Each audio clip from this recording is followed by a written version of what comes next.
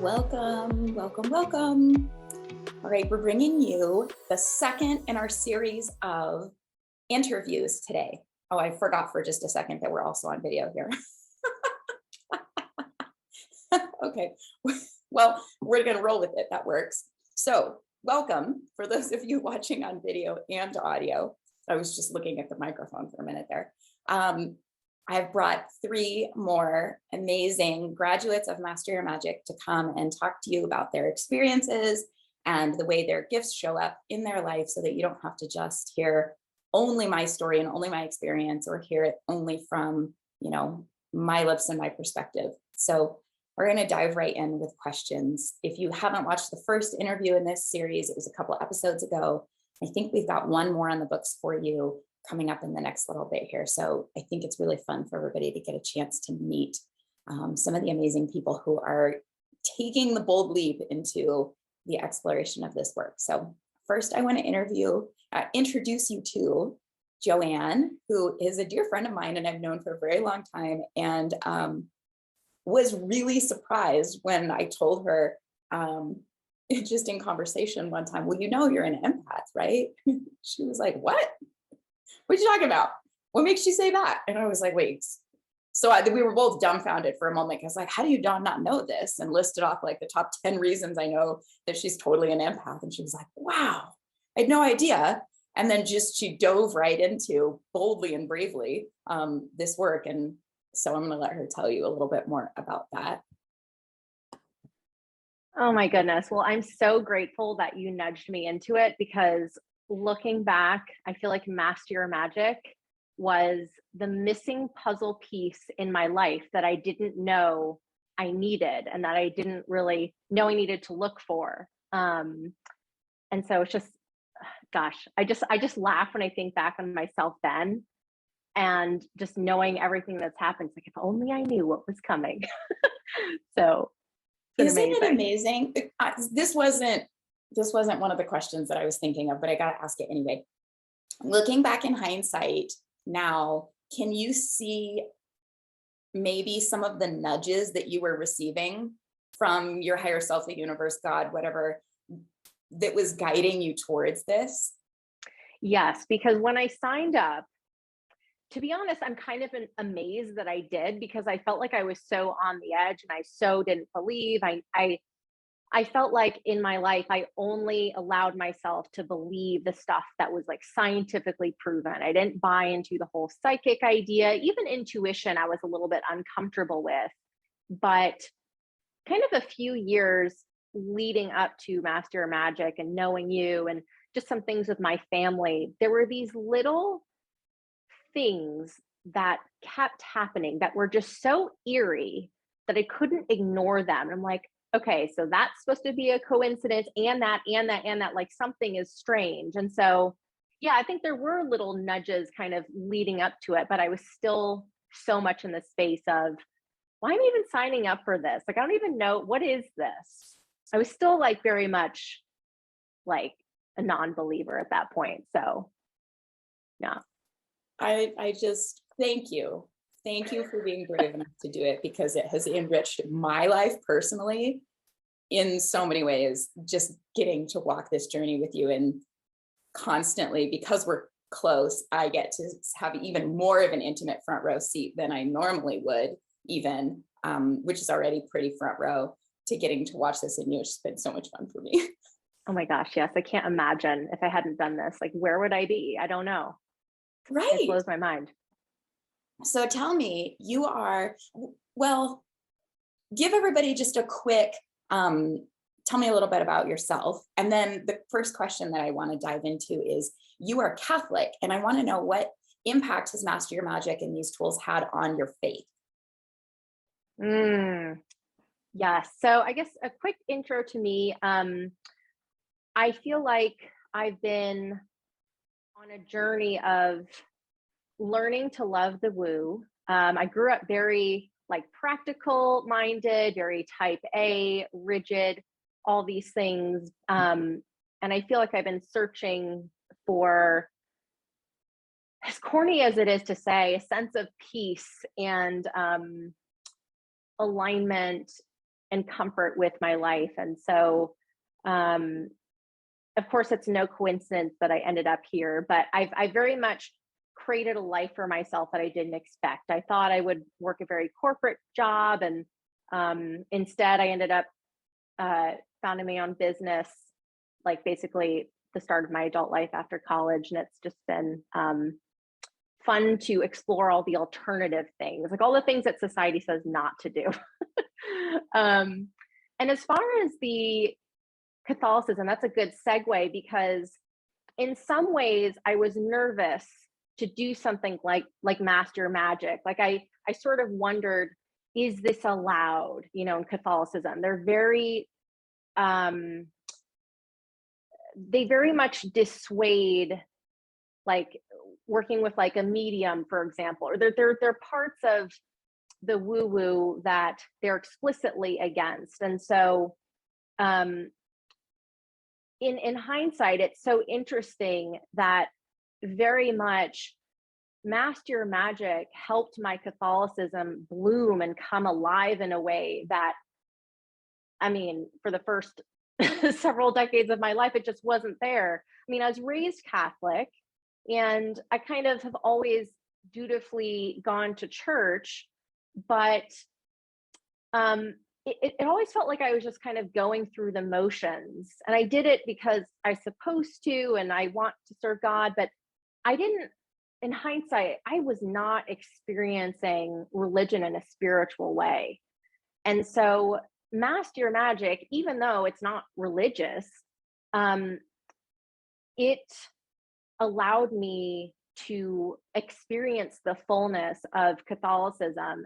And the thing that's been so weird is there are all these little things that I learned about Catholicism, like that's actually sort of taught in master magic. So I remember, like, there was a time long after, you know, first time doing the course, I learned that in Catholicism, it's taught that everyone has their own angel. And I remember the first time in master magic, you're like, connect with your angels or your guides. I'm like, I don't have an angel. It's like, even Catholicism says I have an angel. So yeah, it's just been really fun. Like and even experiencing Jesus, God, Mary Magdalene, like all these different, like Archangel Michael, like I'd done these prayers in church, but to actually have my own experience, like with their energies, you know, like that entity, just changed everything. And it's so much more alive. Yeah, it's incredible. It makes me so happy and so excited every time I hear you talk about it. Yeah, okay. Me too. So I'm going to restrain my own exuberance about it so that everybody can hear the rest of the questions here. Will you tell us about the progressive changes that you've seen happen in your life since you first took the course? And you took it 2 years ago and again last year. So you've been through 2 rounds, and tell us about like the build of those changes. Mm-hmm. Okay, hold on. I feel like there's something unsaid from the last question I need to say. I remember one time you had us do a meditation, like with the essence, the energy, spirit of Mary Magdalene. And I remember afterward, the first thing you said is, did you notice how it's totally different from how they like present her or portray her in the church?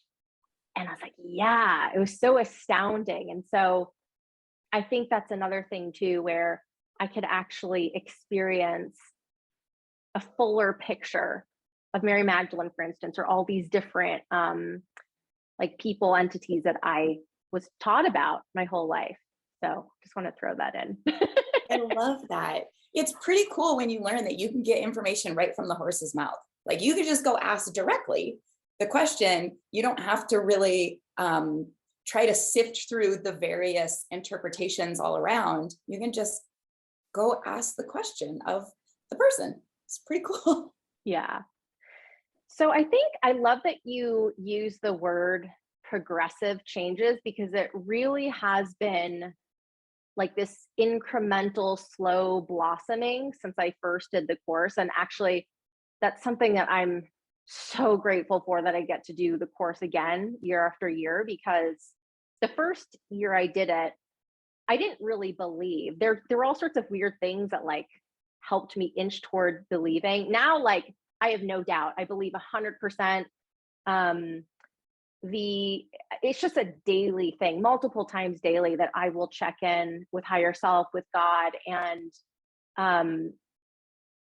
I never thought this would happen, but I can have back and forth conversations with God, spirit, with just the craziest natural phenomena that I've actually caught on video, which is really fun. Like in 30 seconds of this, and then I'll ask a question, and then the 30 seconds of like something crazy with sun or clouds, and then all these different things. And it just keeps getting better and better. And sometimes I have these moments where I'm just overcome with joy and excitement at the fact that if this is how it is now, like after 2 rounds of Master Magic, like I'm excited for the rest of my life and how much this deepens, because this is pretty fantastic. Like, basically, I feel like before Master Magic, I had a lot of angst. I always felt like I was looking for something, and like there was this grind and hustle that it's so different how I live my life now. It's all like, let me feel into what is aligned. And then it's just so easy to make those decisions and take those steps. I remember the first time, this was, shortly after Master Your Magic, where I spent like 3 days hemming and hawing over some decision. I can't even remember what it was. But I remember like I was deep in the pros and cons list and like all this stuff. And I was like, wait a minute, why don't I just drop into meditation and ask? And like 10 seconds, it was like, do this. And I was like, oh my goodness, I just spent 3 days like, what should I do? Oh, but this. And it's like, no, do this. It's like, it really is that easy. And life gets so much easier. I really try hard to explain this to people, but until you've experienced, it's hard to wrap your head around quite how dramatically your life can shift once you know how to do all this stuff. Yeah. And my husband, who, has been kind of like me, where he slowly believed, but very much started out in that place where he thought all of this, any woo-woo thing was nonsense. Like, even now, he'll like sort of remind me like, oh, you should just like go ask, like go meditate. Like, if I'm like having a problem with, figuring something out, like he knows even to be like, oh, just go meditate, go ask. So that's pretty remarkable and kind of cracks me up looking back. It's pretty awesome when you get like the family buy-in. Yeah, it's pretty great. My partner's like, maybe you should go meditate. Like, you're kind of freaking out right now. Have you meditated?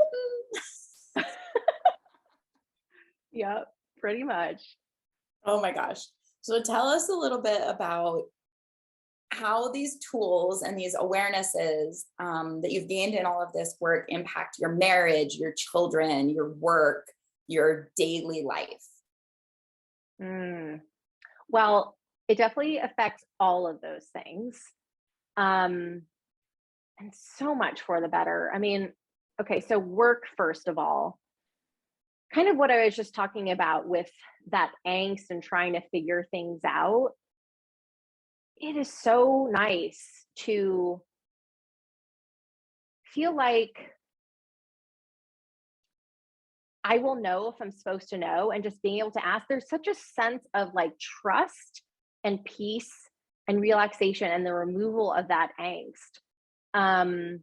And I guess the reason why that's so important to me is because those things would take over to the point of illness, literally. I would work and hustle and just run around with like a chicken with its head cut off, just trying to do all these things that were so unnecessary without clarity. It's amazing how when you take the time to meditate and literally ask, like, what should I do next? Like, it's 1,000 times easier than hemming and hawing over figuring out, or doing like tasks that maybe will help, but like you found out afterward were just a waste of time. It's so much more efficient and fun and peaceful and all the things. Um, Even with my children, I feel like, I mean, I have 2 young kids, and anyone in that stage knows that it's hard sometimes. The patience is hard, but in a weird way, yeah, even everything I've learned about from Master Magic has helped me soften. And I never thought that I would come to know this idea that I believe in, whereas I believe that my children are souls that came here and chose to be in my family. And I've sort of been able to understand what I'm supposed to do with them as a parent.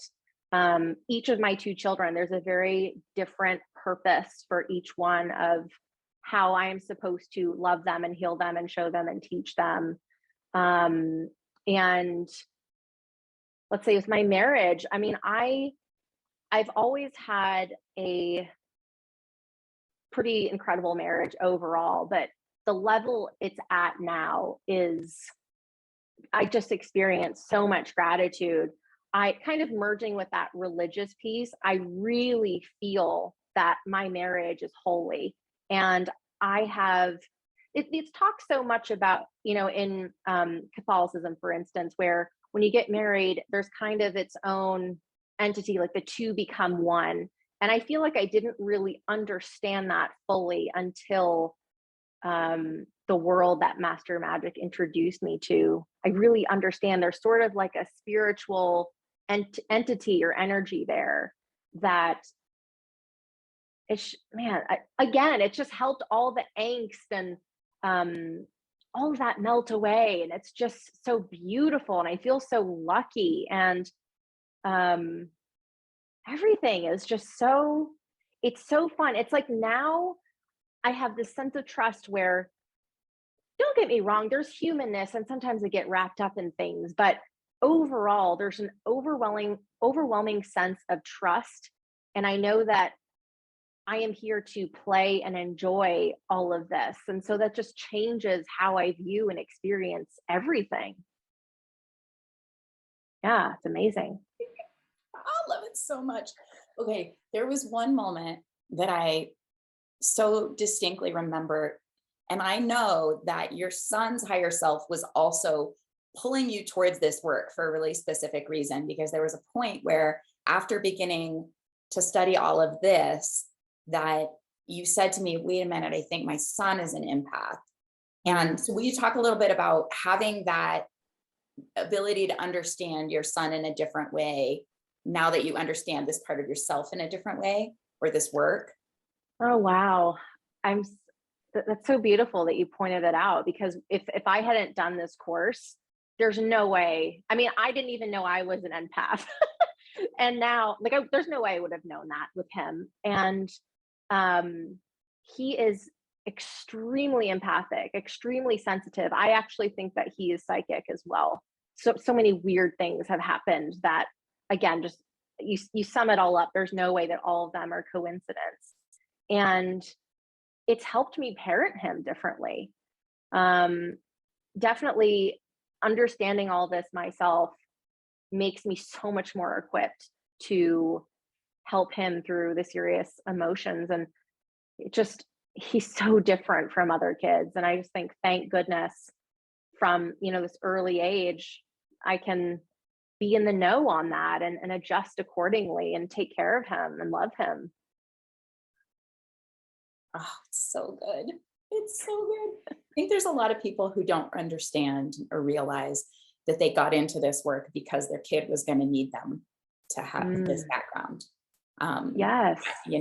My mom got into it that way on purpose. She was like, uh-oh, like something's different about my kid. Like, I got this psychic little kid, like she's not normal.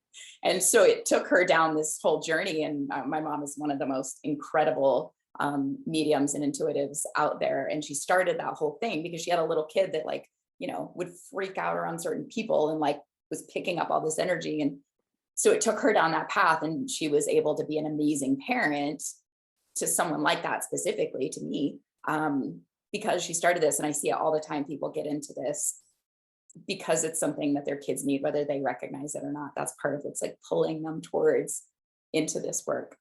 Yeah, I feel like the world needs this work. I'm so grateful to know you and to have done this work. It's like life changing. Like it so doesn't even come close to describing just it's like life before Master Magic and life after. It's just changed and touched every area of my life. I'm so grateful. It's been an amazing ride. I can't wait for more. Oh my gosh, me too. Thank you so much. I'm so Thank grateful you. you were willing to share it all with everybody too. My gosh. Yes, of course. Okay, let's hop over here. And I want to introduce all of you to Shama. Shama, will you tell everybody a little bit about yourself? Yeah, sure. So let's see. I was raised as a Roman Catholic. I had my aunt and uncle were devoutly Christian. They were nice about it, though. They weren't nice about it. They weren't very preachy about it. But they were very devoted. And both my mother and my aunt, I don't know if my uncle did it, did stuff like speaking in tongues. So there was a little woo-woo growing up, right? But I feel like I began my, what I like to call my conscious spiritual journey when I was in my 30s. I started after a big breakup, and I was basically looking for something more out of life.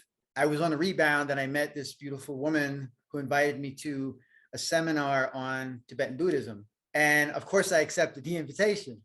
I actually found out that it was really fascinating stuff, and I began doing meditation, and I did Tibetan Buddhism, and I tried out Zen Buddhism, and Zen was a little too, I mean, I liked it, but it didn't feel like it was really for me. So I spent a number of years studying Tibetan Buddhism with Lama Surya Das. Then this woman's name was Molly, and we became very good friends. And we did a lot of various Buddhist things. We did retreats with Lama Surya together, not together, but at the same time, if you know what I'm saying. We did a lot of workshops at a place called Omega Institute in New York, upstate New York, in the woods. Beautiful, beautiful place.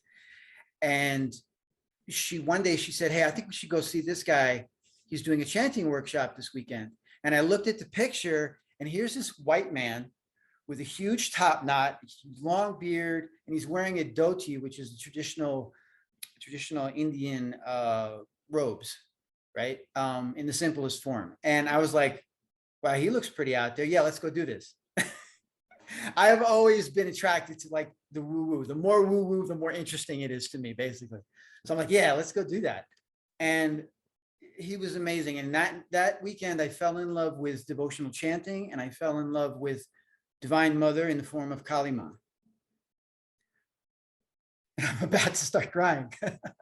And so then I lived in a suburb of New York City, and I found out that this was Bhagavan Das. So now we have Surya Das, and now we have Bhagavan Das. They and a few others I like to call the Das boys. They were all students of Neem Karoli Baba, along with Ram Das, who I never got to work with personally, unfortunately. But anyway, Bhagavan Das was going to do his thing at Jivamukti Yoga in New York City. So I was like, oh, cool. That's nearby. I'd love to go see him again. So we went down, Molly went, and a few other people who had been at the workshop. And we went down to Jivamukti Yoga, and we did kirtan. And it blew me away again. And I found out they did that every Monday night at Jivamukti. So that happened to be my day off,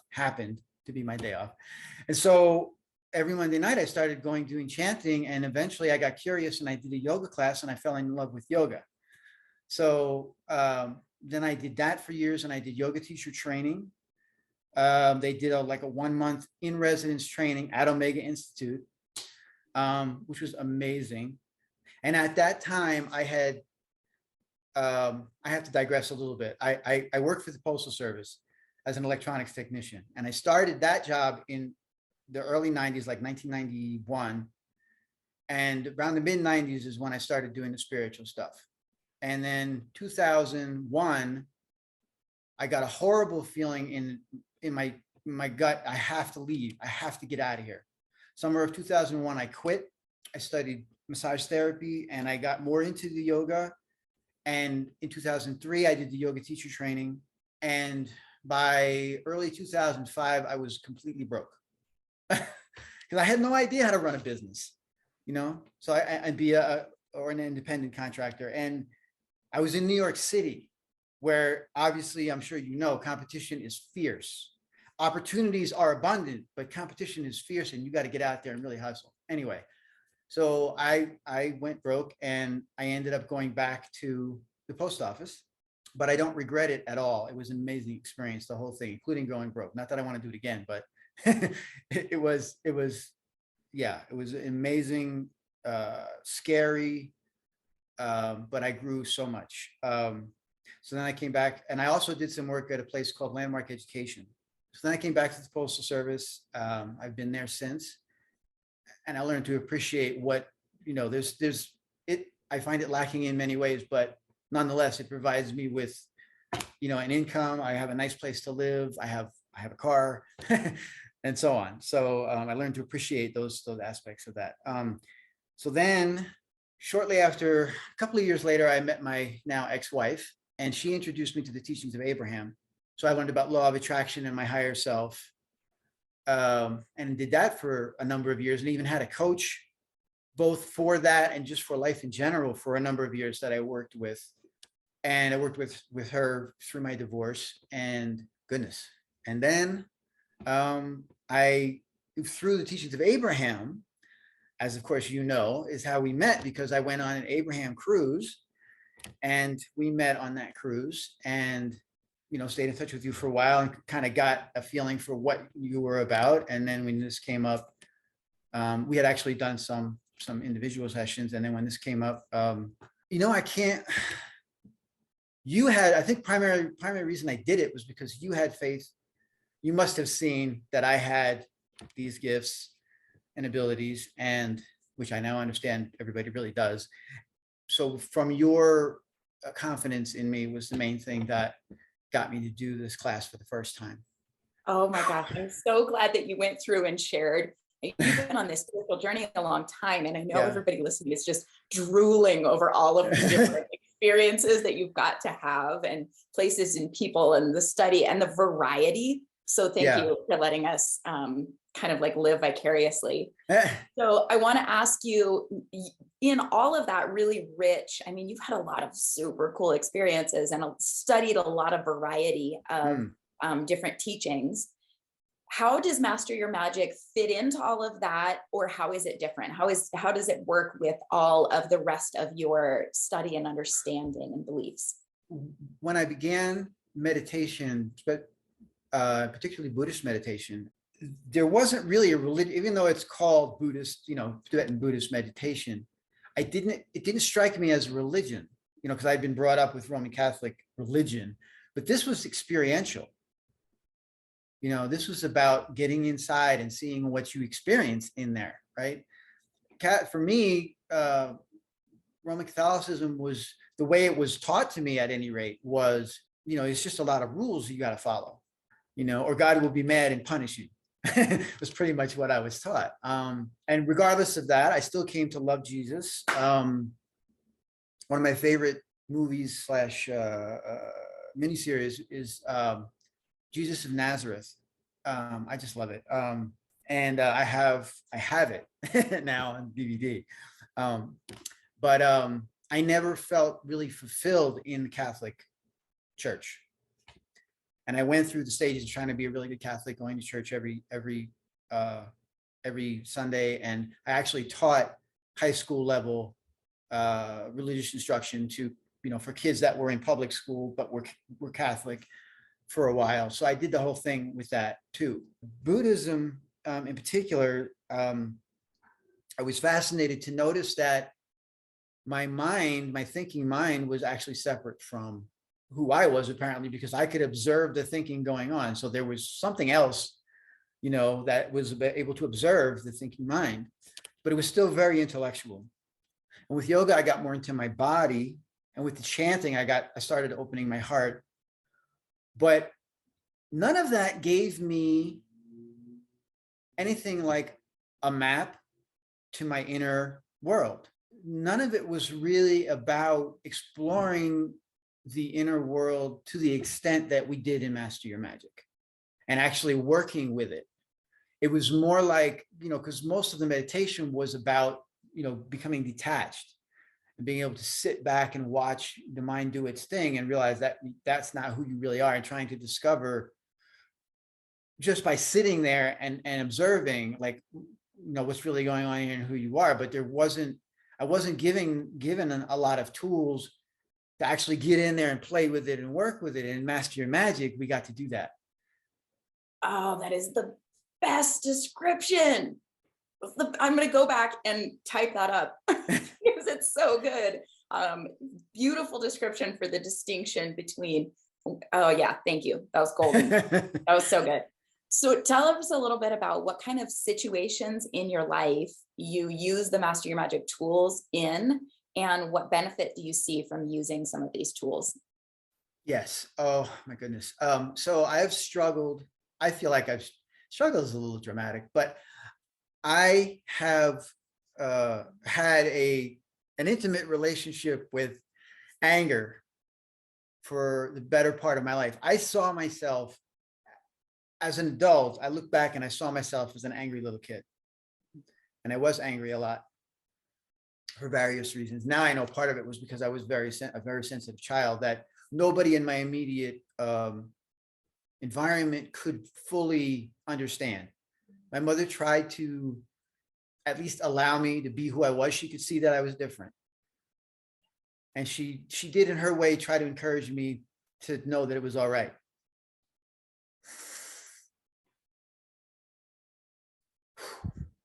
However, my friends were, especially my male friends, were not encouraging of how much emotion I felt all the time.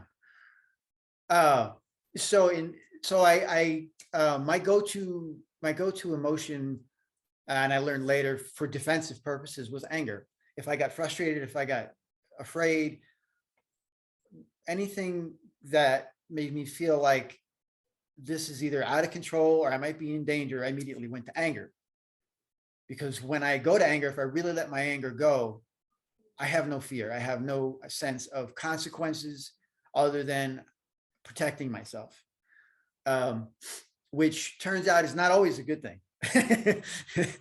And I found out my job in particular, I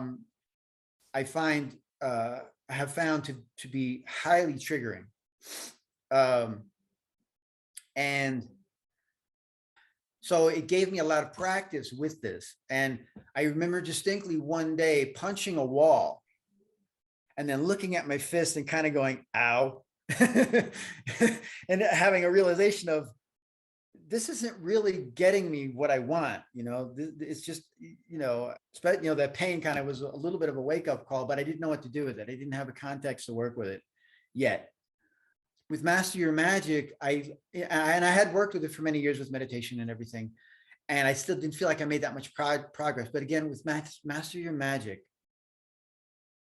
I actually had stuff I could now do to actually work with it.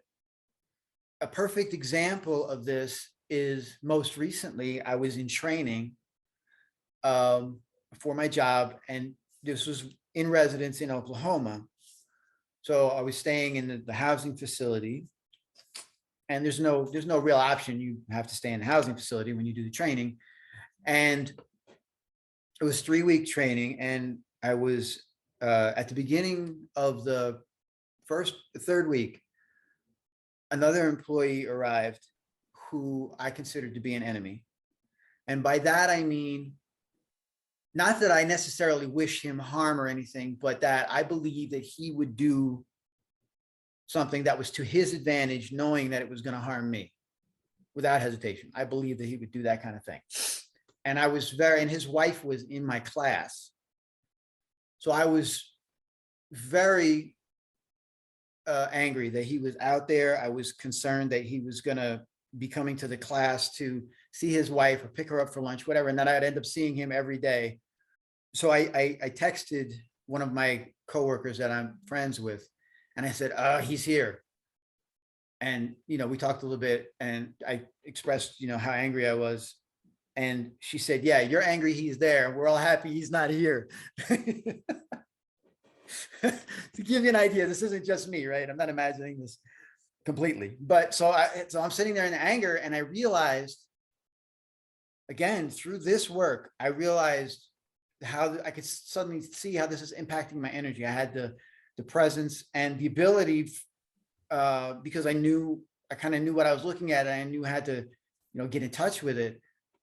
I could see how this was impacting me. And I knew from experience, if I don't deal with this, I'm going to be carrying this guy around with me, quite literally, for a while.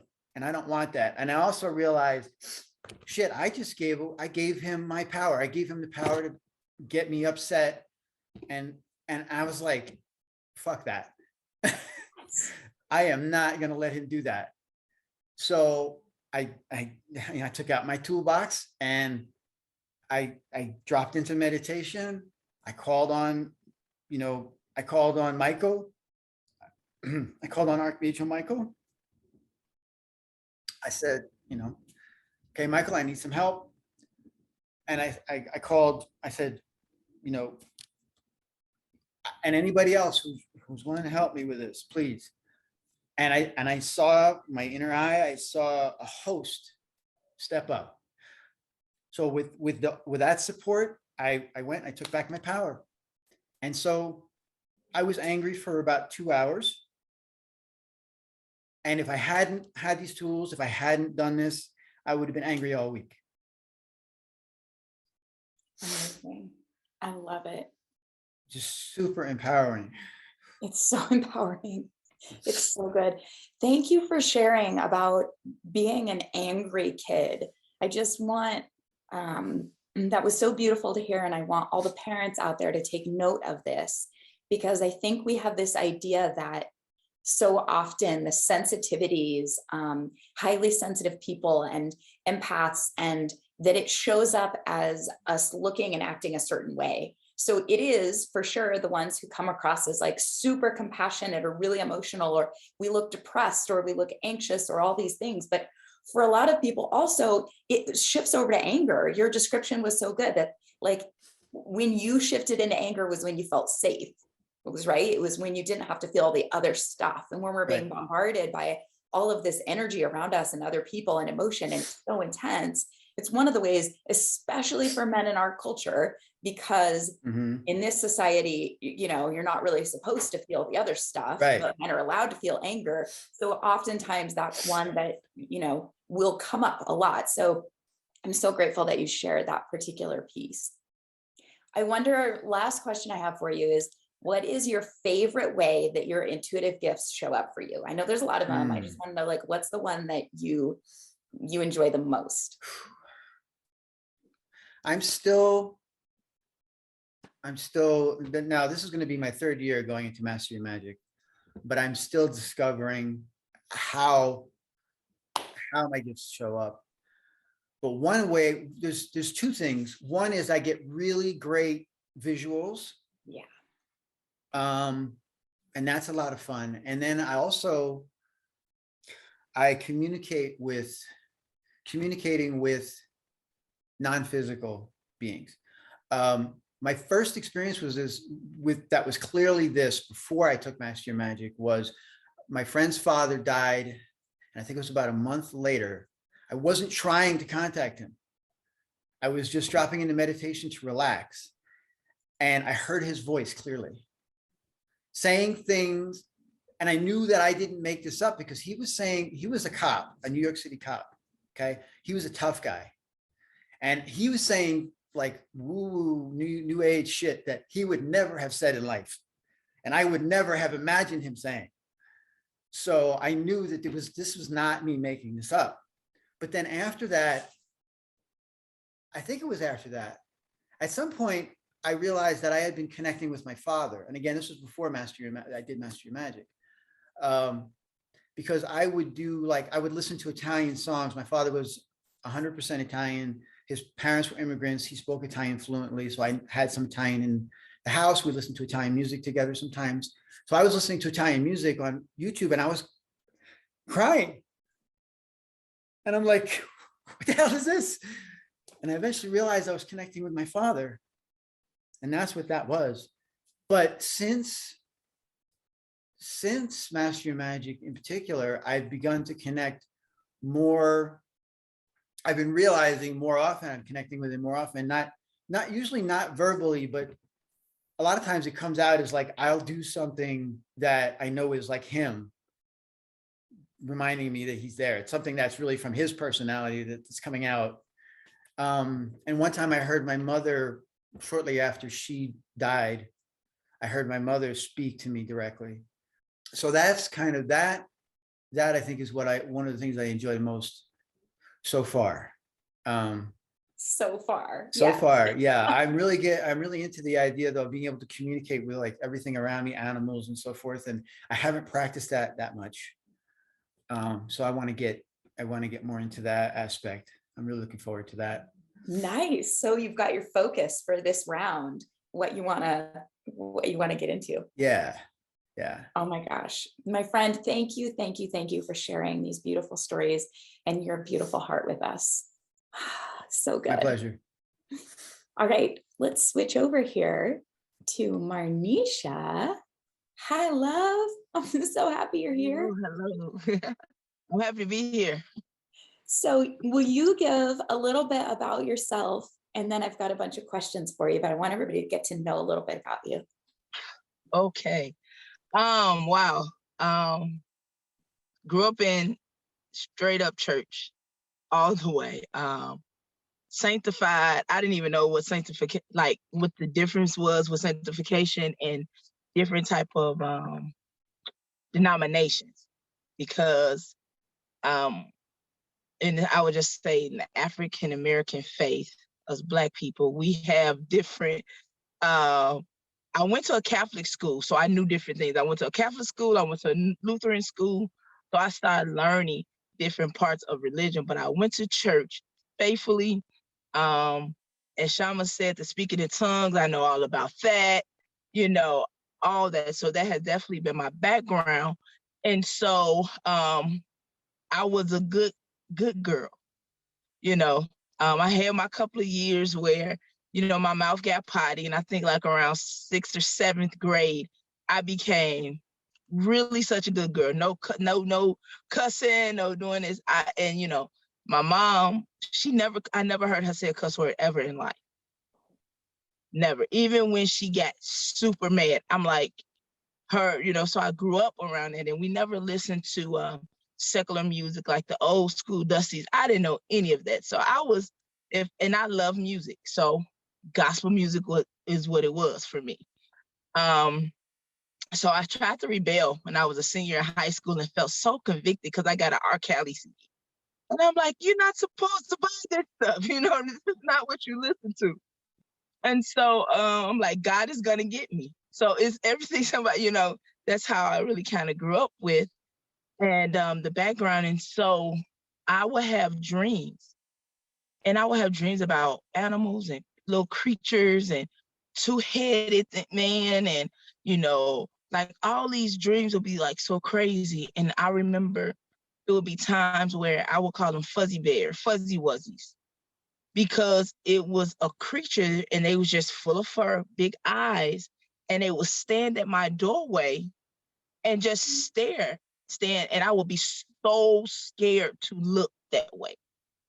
And I'm like, no, so I mean, and with me going to church a lot, I took that on. I would pray, I would read my Bible, I would know the blood of Jesus. You better, say the blood of Jesus, them things will go away. You being under attack, all this stuff, And so I would start saying, but like this, they gotta go. I can't sleep at night and everything else. And then I started having a dream of me, same dream all the time. I'm walking down the parking lot, grocery store, and I grabbed the same string to go higher. and I swing higher and I drop each time. And I wake up and I'm like, what is going on with that? So even though with going to church, we talked about dreams and, Joseph and interpretation. And so I was like, well, I'm having this crazy stuff. And I really couldn't really tell anybody how crazy it was because it was abnormal from everybody else talking about, oh, I had a dream of somebody dying, or I had a dream of this. I got a dream I got this money, but I'm having a dream of two-headed creatures and wolf's head in the middle of the street. So what dreams is that, And so I never really wrote them down because it was so real life for me. It was so real life. And so growing up, and as much as I took on God and love Jesus, like Shama said, I ended up being very young and ended up being ordained. And I got licensed as an evangelist at 23. Then at 24, I got ordained as an elder. So if anybody knows, you got levels and different titles in the church and everything else. And then so for me, I was like, God, I love you, I love you. And let me go back because I said something about, I didn't know I went to a sanctified church because all the kids around me was like, you speak in tongues. And I'm like, do you? And I'm like, yeah, I do speak in tongues. So I know how to speak in tongues. I know that you go to the sanctified churches. I'm like, what's a sanctified church? Ain't we all supposed to be sanctified? Like separated, being apart. That's what I took the word sanctification as. They say, no, you can't, you don't wear no pants. And, it became an outer thing. You can't wear certain things. You can't look certain ways. You can't have makeup on. And I'm like, oh, well, we do that, So I learned something different from being in it because people thought if you was Baptist, you were this. I grew up Kojic, and so that Church of God in Christ, that was really the holy group or the apostolics, in their way where they did not wear makeup. They couldn't, the women had to wear skirts and everything else. And so, so as much as I love God, I still had inward challenges because I started realizing my sexuality on top of the dreams, on top of God talking to me, and I knew about God's voice, taught that, known that, and it was so much of, if God talks to you that audible, you're a prophet. You see things, you're a seer, you're a prophet, you have a prophetic gift. So I knew the terminology as prophetic gift. So I knew all the church terms, and growing up in church, everything I learned now through Master Your Magic, and all the classes and my intuition, all of that was the demonic. That was the devil. You can't do all that, and God ain't gonna talk to you like that, and now you're gay, so it was like he can't use you. And so I dealt with my sexuality for a long time, and I hid who I was because I realized I was trying to please man and not please God. And so, but my gifting, I remember I've said, well, God, take everything away. I just want to be what you want me to be. I just, please just take it away. But don't take away my desire to like women. I like that. And so, because, people, God was dealing with me with being totally honest. You know what I'm saying? I said, that's the honest truth. I feel so comfortable and natural. So I don't know how I'm going to journey that, but, and then I realized too, that ended up being more how it's lived out, And so I tried to keep it quiet, but I couldn't. I played basketball, went to college on a basketball scholarship. Then all of a sudden, my senior year in high school, everybody started coming out to me. And I'm like, oh, snap. What am I going to do? Y'all telling me y'all like me? Or I'm finding out this? Listen, this is taboo in my house. We don't talk about this stuff. It was a lot. And so God started dealing with me when people started talking, and I started hearing, just be an ear. And so I said, okay, now God, I don't want you to stop using me. But the more I tried to sit down on my gift, and the more I stopped trying to be so involved in church and like praying for people or going to services, and I would go to church and I stopped worshiping. I stopped raising my hands and everything else.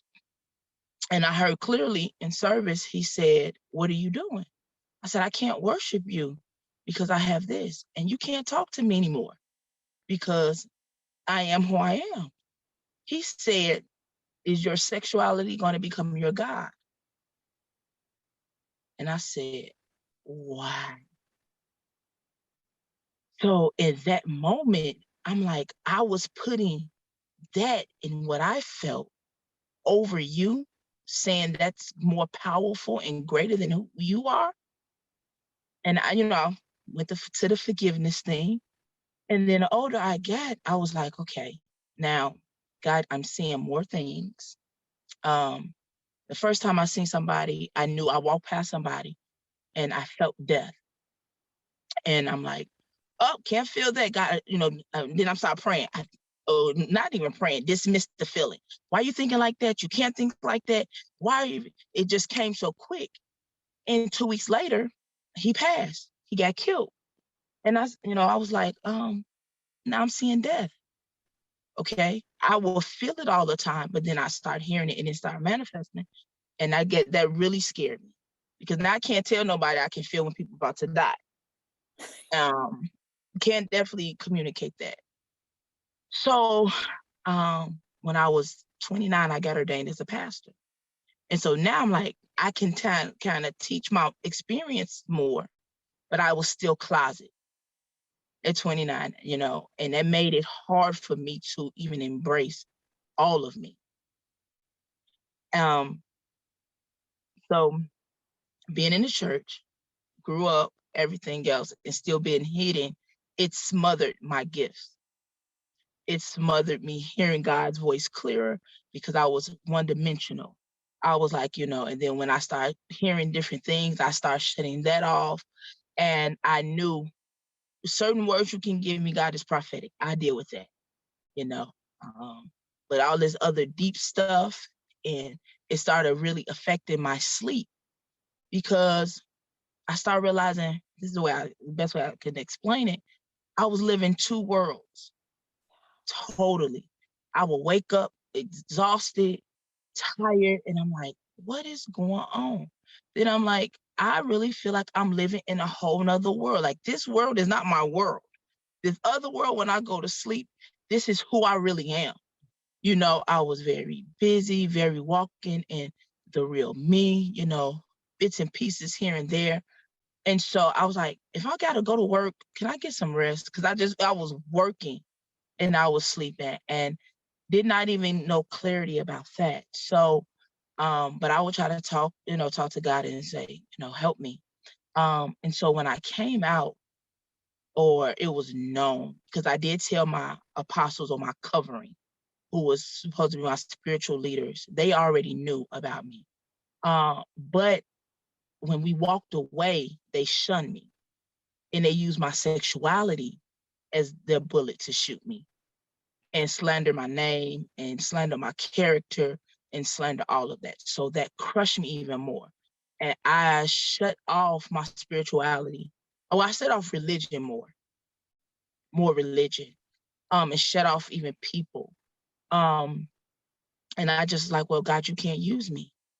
I don't even want to be used. This hurts so much because now my name is tarnished and everything I was doing and trying to help people and be there for people, I got hurt all in the end of it because of people, and it don't matter the word I gave, it didn't even matter the vision I showed them or what God showed me about them and how their life was changing because God was talking and using me. None of that mattered. It to nobody. It was like I didn't have a single person around in this time. And this was in 2013. And so I ended up moving from Chicago because that's where I'm from. And I moved to Arkansas. And I had an awakening, I guess, because I started reading the word, but I started reading it differently. The Bible became so different. Now, before when I did it, I was shunned because that ain't what God is saying. I'm like, it's in the book, like we trying to do all this work, and beat up by man, but that God didn't say that, you know. And I really took on to Jesus' method. If we're saying we're Christian, we're following Christ, we need to be loved. And I don't see love in church. I've seen a lot of hypocritic people. I see a lot of bashing, a lot of shunning. And so that made me not want to do anything, period. But I knew I had to walk in love. I knew I wanted to be not a Christian, but Christ conscious. And when I started reading, I started seeing God all different. And everything wasn't demonic, and everything wasn't this. And don't let me dare tell somebody that grew up in Christian faith that going and getting the reading is demonic, you know, like, oh, it's not demonic. Let me not tell them that, because if I tell them that, they're going to really send me to hell now. And so I started being challenged even about heaven and hell. I started seeing stuff totally different. And so then I met somebody, and they was a psychic, and it challenged me even more, because when I first met him, I'm like, nope, let me click off your page. You're crazy. I don't know what you're talking about. I'm not doing none of that. That goes against everything I stand for. Oh, you're just talking off the top of your head, you know? And so then it was like a year later, I came across their page again, and we really connected. And we ended up being really close at that time. And so she taught me a lot. And some things I was getting to, I was like, that makes sense. Oh, so what this is a word game. You know, the terminologies are different, but it's the same. Okay, we talked about Gabriel. I knew Gabriel being my archangel. I mean, the angel and protective. Oh, okay, I know I can call on my angels because I already do that. So now I feel more comfortable. Okay, so yeah.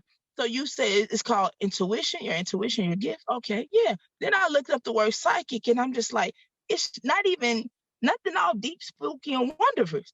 It's just a simple word. So then it started challenging me more to look into the word game and how we're spiritual beings just having an earthly experience and walking around having to be aligned with our spirit man. And so it was the things that I knew God spoke to me when it came so quick. It was so natural. And I tried to dismiss it. That was my higher self talking. That was God talking to me. And I'm like, oh, I got it. And it didn't take 12 hours of prayer. It didn't take me jumping, shouting, and speaking in tongues. It didn't take all that. It just took me just being in alignment and saying, I'm open. I am open. And so, yeah, that's my background. And so I have been pastoring or started back actually doing ministry again. And so I'm a strong believer now that both worlds can definitely collide. It's the spirituality and religion. And spirituality gets suffocated by religion. Religion is man. It will always kill us. So I'm sorry, that's going in my preaching mode. Oh my gosh. I am always so moved by your story, and let me pull my shit together for a second. I feel like you are such a powerful bridge between, right, these two worlds that people think can't coexist in our spirituality and our religion. And when I hear your story, one of the parts that I get goosebumps when you talk, which is one of those signs for me of like really, really deep truth. And one of the things that I see as this giant overarching, powerful part of your story is that what was there, like all through all of it, God never, ever left your side. Never, ever stopped talking to you. You got abandoned by your church. You got abandoned by the elders. You got abandoned by the people around you. You got shunned. You got all of these things. And God never left your side. Even when you said go, even when you said go away, you're not supposed to talk to me. Even when you said this is against the rules, or please, like, this hurts too much. You know, people are all the things. never, ever, ever, ever, ever did God leave your side. I want the whole world to hear your story because I just feel like it's so important. So thank you. Welcome. Thank you for allowing me. Oh, I'm comfortable with you. I just, that's been a blessing. So yeah, same. I'm just so I met grateful. you was talked about at a breakfast one morning, and I was like, man, she sounds so dope. Just like, who is this woman? Like, she sounds so dope. And they was telling, about the healing sessions that you do. And I'm like, oh man. So then I ended up being blessed with one and meeting you on that spec. It was like, oh my God, this is so powerful. And the best way I can describe it, I don't know if I shared this with you, is you're Jesus on this earth. The way you handle and the way you spoke and the way, for me, it was just like, it wasn't rough. It wasn't no beat up. And you got to the root issue. I'm a person that I like to talk about the root issue, not all that fluff. Let's deal with the root. And you was able to connect with my spirit. And my spirit is not open to a lot of people. I really close that off because I'm very protective. And so when you were able to come in, and I'm like, and it was just like, I was just like really, really blown away. And I was so happy that I didn't shut it off. It was just at a point I was just like, God, you was preparing me for this time right here. This was the journey of life where my healing can totally begin. And so, yeah, I was just like, I think that's how Jesus does it. He just was like, be healed. Do you receive the healing? Yes. All right, it's done. Let's go. It ain't all that other extra stuff. It was just so gentle. And I was like, oh my God, I appreciate that. That's a bigger compliment than I can step into. And I will receive it to the best of my ability. And I want to say thank you to you because multiple times I have received healing from you. I remember the first time you booked a healing session with me, and I was like, a pastor? But a pastor wants to do it? Wait, what? Because you talked about how shunned the spiritual world is in the religious world, and I didn't grow up in the church, and I didn't grow up in religion, but I have experienced that that energy, that fear, or that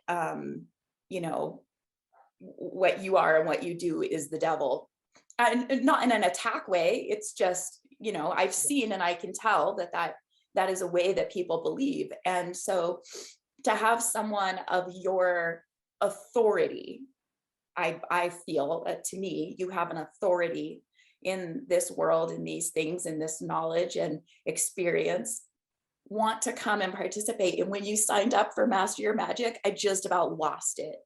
I was like, are you serious? Wait a minute, what? For real? I remember I messaged you and I was like, really? And so for me, that was such a healing, because that level of acceptance, to see someone, to see me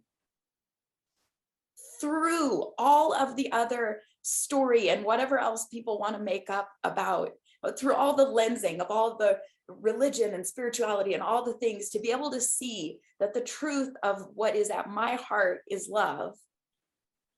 That was a healing for me. To receive that from you is a healing for me. And that's one of the incredible healings that you give to the whole world, you share. And I just wish I could snap my fingers and somehow broadcast you to the whole world so that everybody could feel that.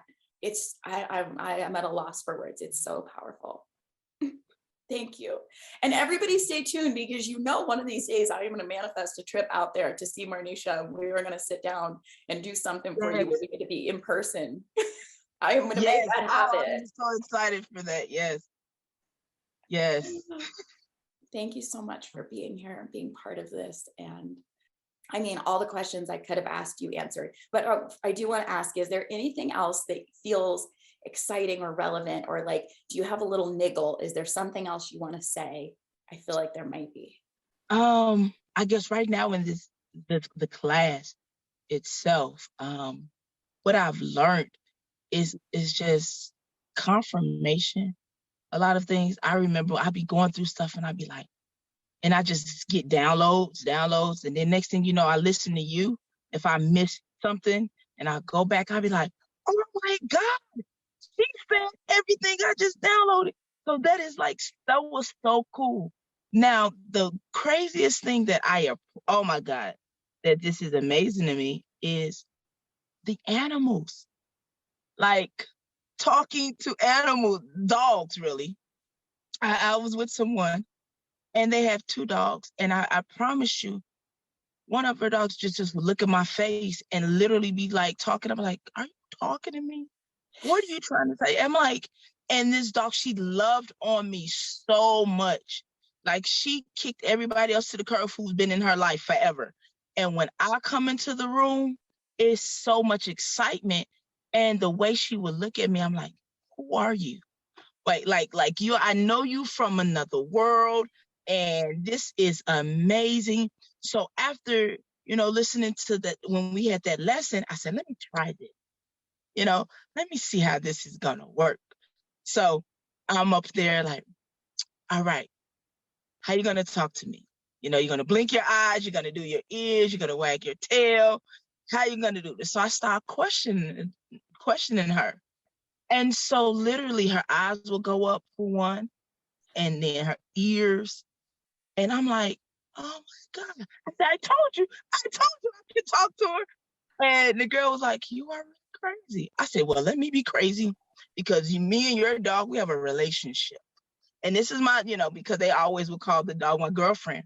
They would call, oh, this is your girlfriend. She don't want nobody else. She's in love with you. I couldn't cuddle with nobody else but the dog. And so I was like, okay. And so now it's like I came around other dogs, and literally I just had a conversation with another one.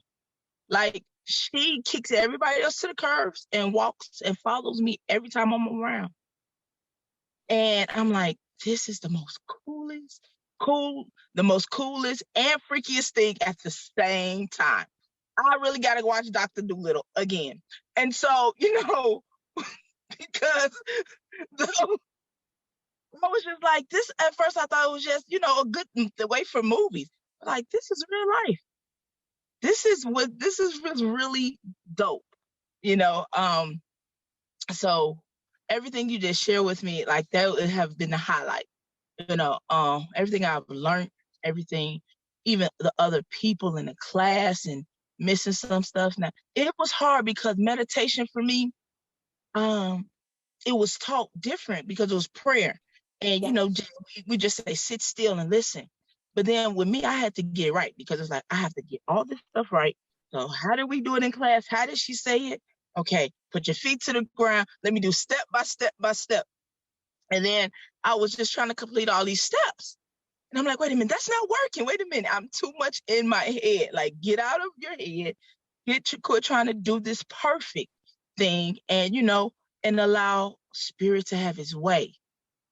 And I just learned, I'm just so happy that, I haven't perfected it the way I want to or gotten whatever, but I know when I'm getting overloaded and, all right, let me go sit my butt down and let me go get my golden liquid. Let me come on up, and, and so to try to just, get myself centered again. And I love the different people I'm meeting, because now I can talk in their language.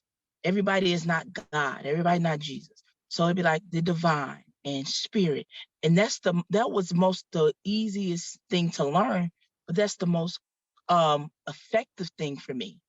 Because when I realized that I just like to reach all people, I've always said, I want to reach all people. I don't want to lose nobody. I want to reach all people. And for you just to say that, because I was like, I don't need to share, or maybe if I share, people might think I'm talking about them, but this is what God has given me. This is why I hit from spirit. So sometimes I try to be so conscious of other people's feelings that kind of shut me up too, because I be worried, I'm not one to share or talk about other people's stuff. But when I get it straight from source. And I'm like, but that sounds like something they going through. And I don't ever want to, come off like that. So Spirit has been dealing with me. Misha, open your mouth, speak it. I'm giving it to you, share it, release it. And today I just realized, like, it hit me in the kitchen. I was listening to this other guy preach, but hit me in the kitchen, clear as day. You are a healer. And I'm like, okay, I think I got that. I know that. But it just was hitting me all day. You are a healer. You are a healer. And the people I connect with, the people I'm in covenant with, the people I end up being aligned with, is like, all I want to do. I remember that I would have friends and our conversations would be so deep. My first conversation be like, what happened to you when you was 12 years old? What? How did somebody hurt you at 12? I see something. And they'd be like, well, that's why I ain't gonna have no friends, because I keep going to the deep. Like, let me stay surface. You know what I'm saying? But I would see things like that. I would kind of see a lot of molestation and rape and see the face of the people.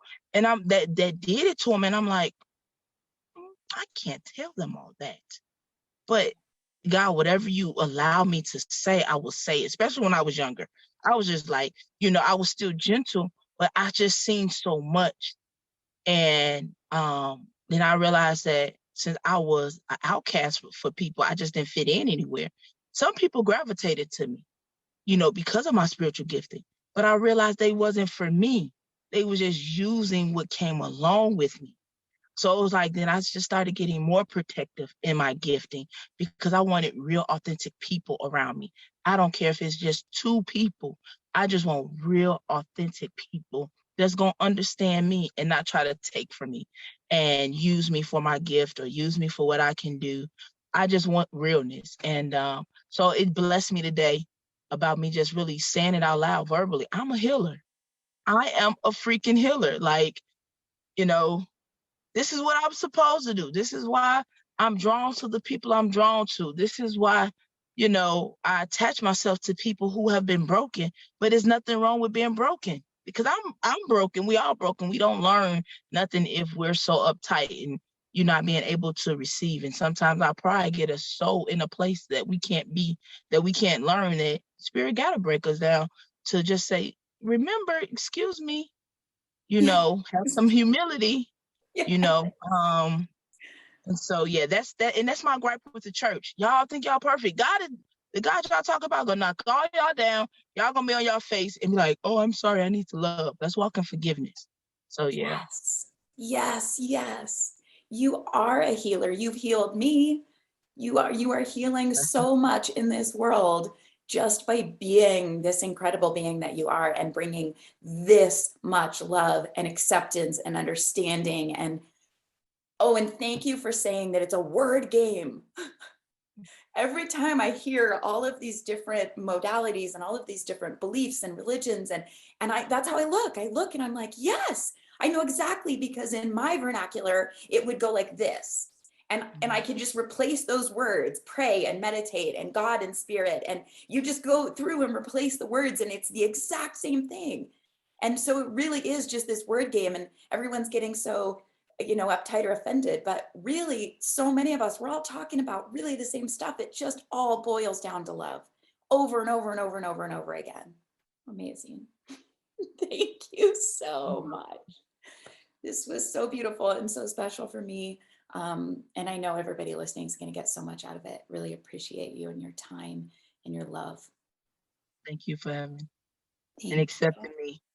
Oh, with the biggest open arms I can. Deep bow of gratitude to you, my friends, for showing up for yourself and taking the time for this experience. If you enjoyed this, and I hope you did, it would mean so much to me if you would write a positive review. And please share this with your friends who you think might enjoy it.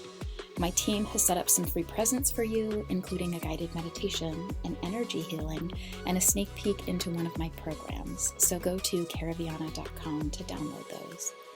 And be sure to keep your ears open. The doors to Master Your Magic Intuitive Development School are opening again very soon. With the deepest love, cheers to all that you are.